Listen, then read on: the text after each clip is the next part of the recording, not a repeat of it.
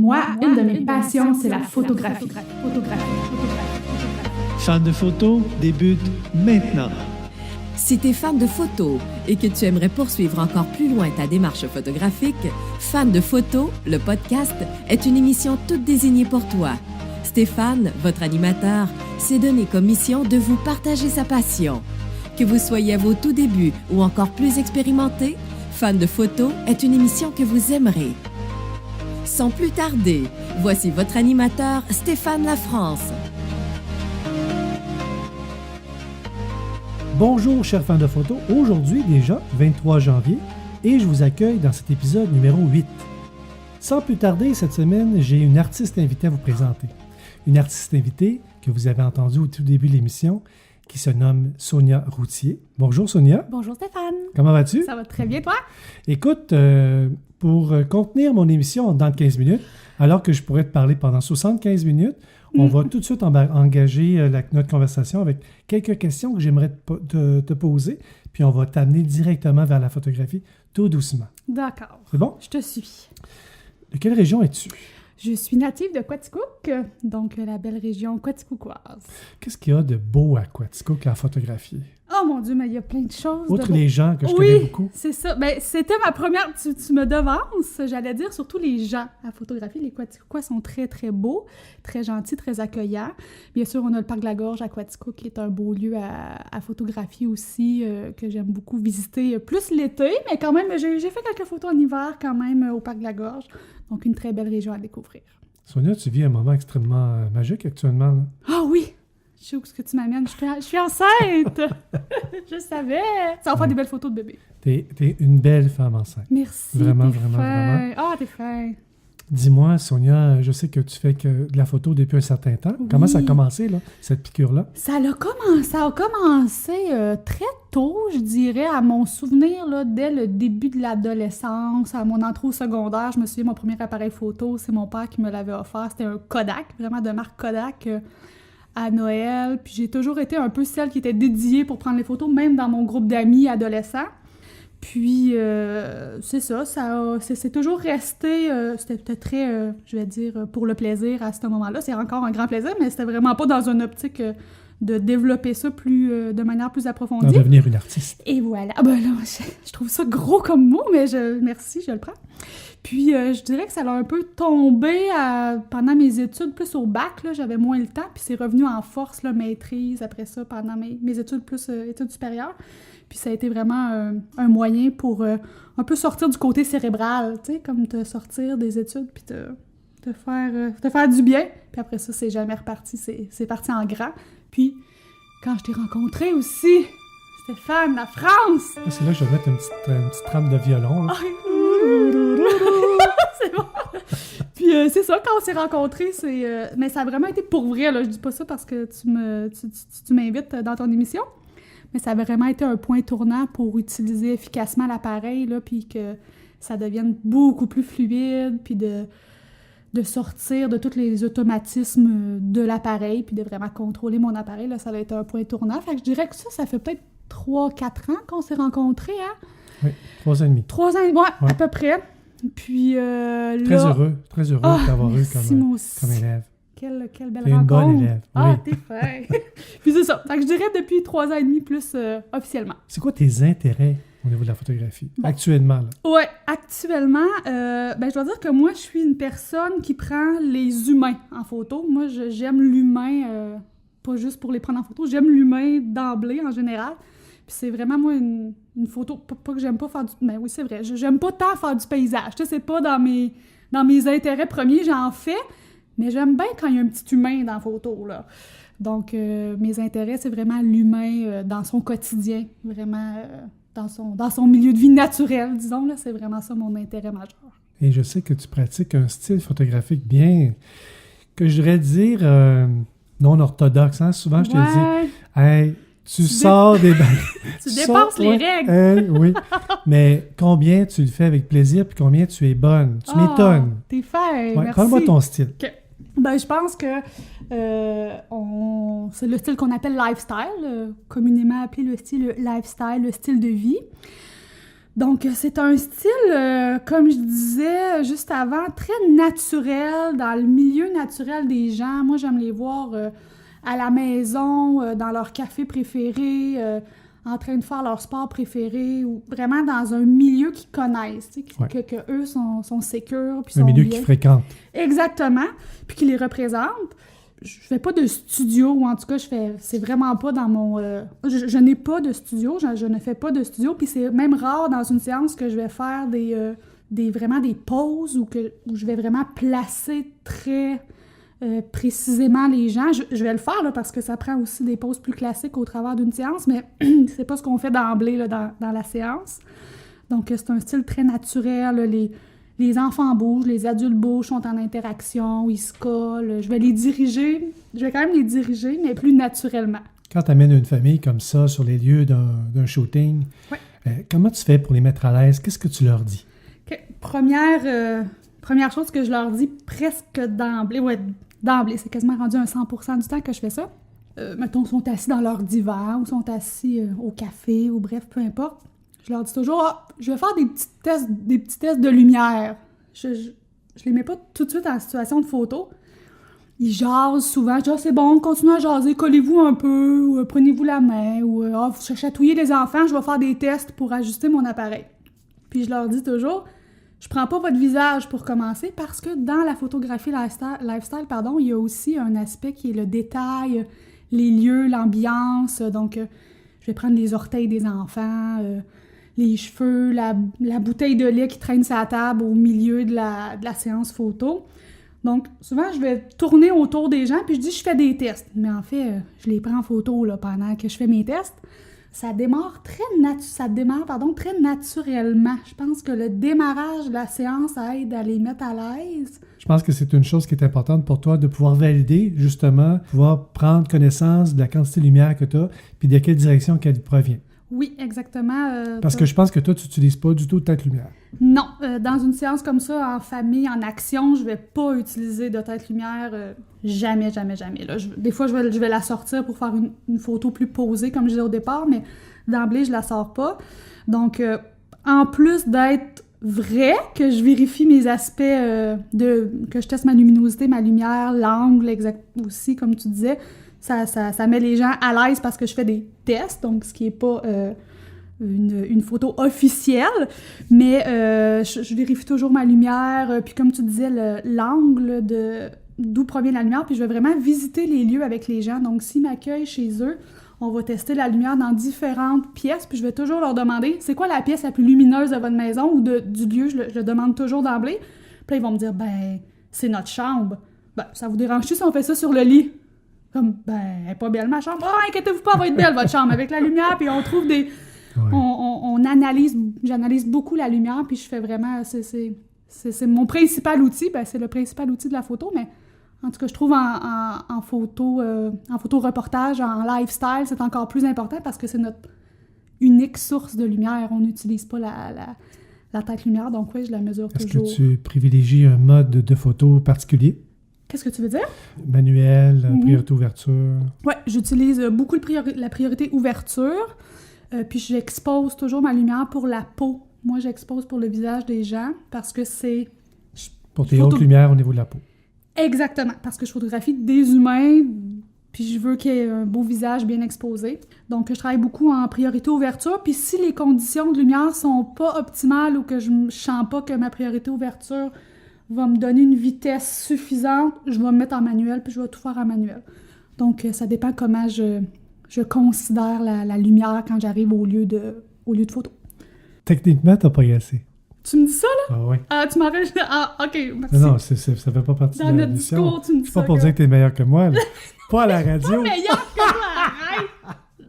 Un point que je trouve vraiment culminant dans ton travail, c'est une fois que tu as pris tes photos, que tu as sélectionné les meilleures à ton œil, celles que tu vas présenter à ton client, tu appliques un superbe traitement sur tes images à la secret, la routière. Ouais. Peux-tu nous parler de ta potion magique? Oui! Donc, j'utilise quasi exclusivement Lightroom, moi, pour faire mon post-traitement.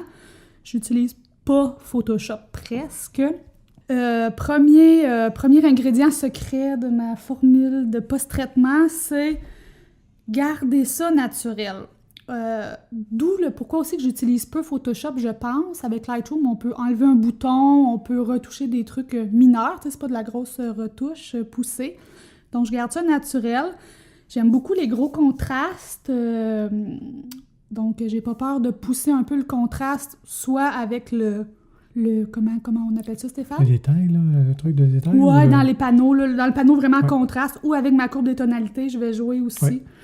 Donc, j'y vais contraste, luminosité. Un petit punch à couleur? Un petit punch, ouais, au niveau de la saturation. Puis des fois, je vais augmenter un peu la luminance des orangés ou pour la peau, là, illuminer un petit peu la peau.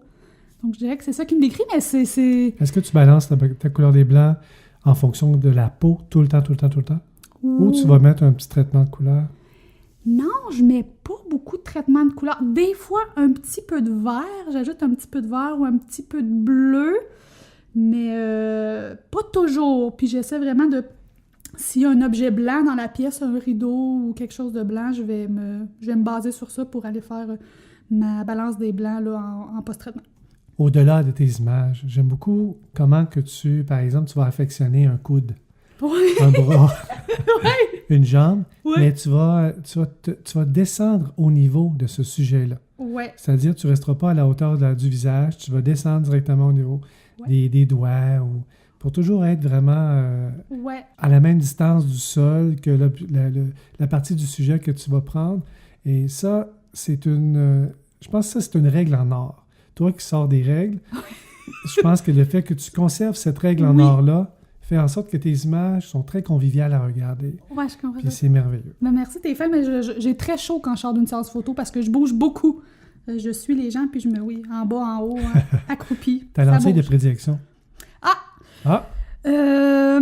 J'utilise beaucoup la 24-70 2.8. Moi, je suis sur Nikon, voilà.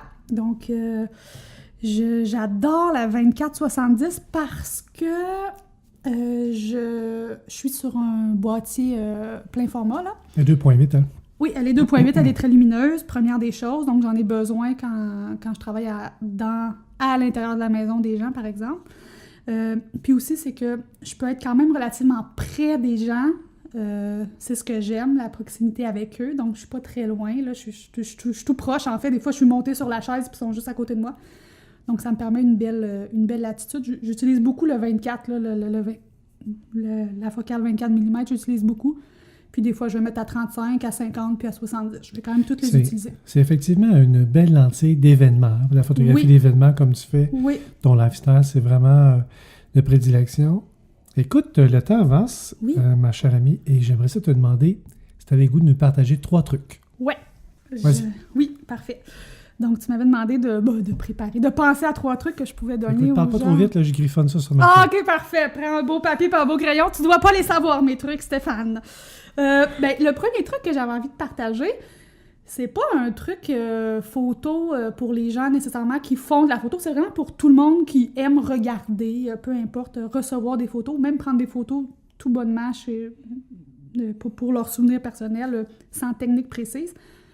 C'est vraiment de faire imprimer nos photos, de sortir des impressions photos, de se faire un album comme classique ou un livre imprimé ou juste d'imprimer des photos, de les mettre dans une boîte à souliers.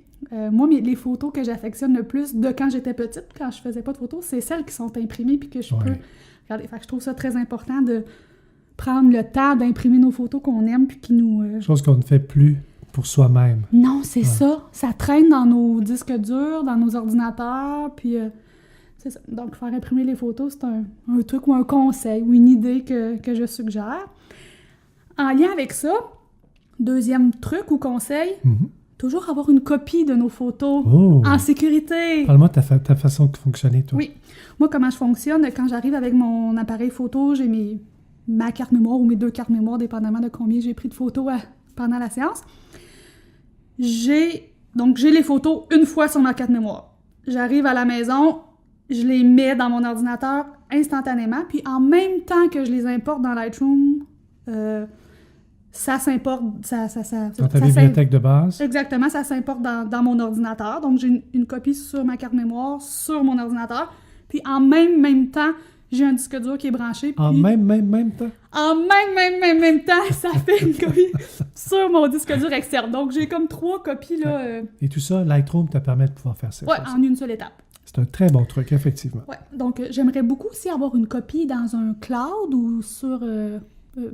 stocké sur Internet, mais nous, j'habite à la campagne, notre connexion Internet n'est pas illimitée, donc je suis un peu limitée à ce niveau-là, là, mais j'ai toujours... C'est pour ça que tu es aussi rayon de soleil que ça. Ah! C'est parce que tu habites à la campagne. Ouais, c'est vrai. Ben non, j'adore les gens de la ville. Je viens de la ville, mais j'habite maintenant en campagne. Fait que j'ai le meilleur des deux. Et là, si je comprends bien, ta deuxième copie sur disque dur, tu l'as fait sur un disque dur externe. Oui. Parfait. Tout à fait. Pourquoi donc? Pour avoir une autre entité physique sur laquelle la photo est. Donc, si mon disque dur d'ordinateur, si mon ordinateur prend feu ou flanche ou peu importe, j'ai une copie vraiment externe à mon ordinateur. Là, donc, j'ai toujours une copie de secours qui traîne dans ma maison. Il faudrait peut-être éventuellement penser à avoir 2 disques durs externes. Okay. Comme ça, tu apportes chez papa ton deuxième disque au cas où, quand on ne sait jamais, hein, ouais. tu te fais voler, mettons. Ça, c'est le moins pire des scénarios. Oui. Tu te fais voler. Ouais, pas le feu. Ouais, c'est ça. Puis tu ferais ça à tous les combien à toutes les semaines? Ça dépend. Ça dépend de la quantité de contrats que tu as. Ouais. Mais peut-être que tu pourrais partir avec à tous les mois. OK, ça serait réaliste. Ouais. Ça serait réaliste. Parfait. J'aime, je prends l'idée. Excellent.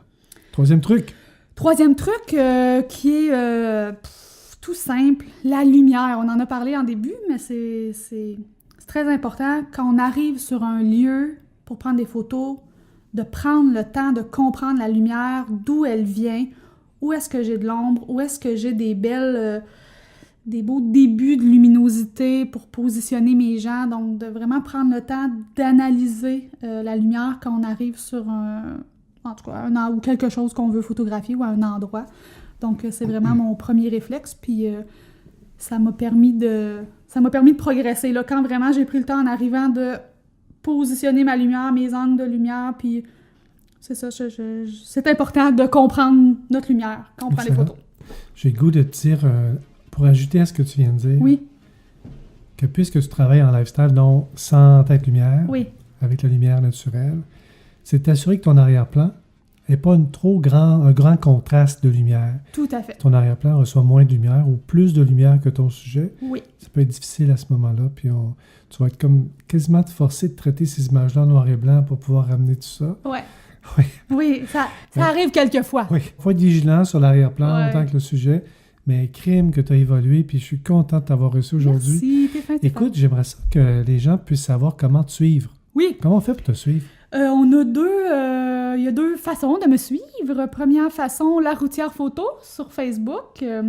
Donc, je vais peut-être être un petit peu moins active dans les prochains mois C'est quand est-ce que ça se passe, là, dans les prochains mois? Dans les prochains mois, autour d'avril, là. Okay. Donc, je devrais avoir... Est-ce qu'elle va avoir un prénom? Oui, cet enfant s'appellera Flavie. Flavie? Oui. Puis on va la prendre pour la première fois. À la radio! Sur ton podcast, Stéphane. Je trouve ça bien fun. Ouais. Donc, mais il y a plein de choses à voir là, sur la page Facebook. Puis j'ai aussi mon site internet, laroutièrephoto.com. Donc, vous pouvez aussi aller visiter mon site internet. laroutièrephoto.com. Voilà. Écoute, ça m'a fait extrêmement plaisir de te recevoir aujourd'hui. Merci, Stéphane. Tu as fait ça comme une grande, t'es vraiment génial. Merci. Si jamais tu as le goût de revenir, tu me le dis. Ben, ça va me faire plaisir. Si tu as d'autres trucs à nous partager, ça va nous faire plaisir de les recevoir. D'accord. Écoutez, chers fans de photos, ça m'a fait plaisir une fois encore d'animer cet épisode pour vous. On se revoit samedi prochain. Et d'ici là, je vous souhaite bonne photo. Ici Jean-François Nolan, élève de Stéphane et son cours Déclic photographique magique. Fan de photos est une idée originale de Stéphane Lafrance, photographe, et vous proposera de franchir une nouvelle étape photographique.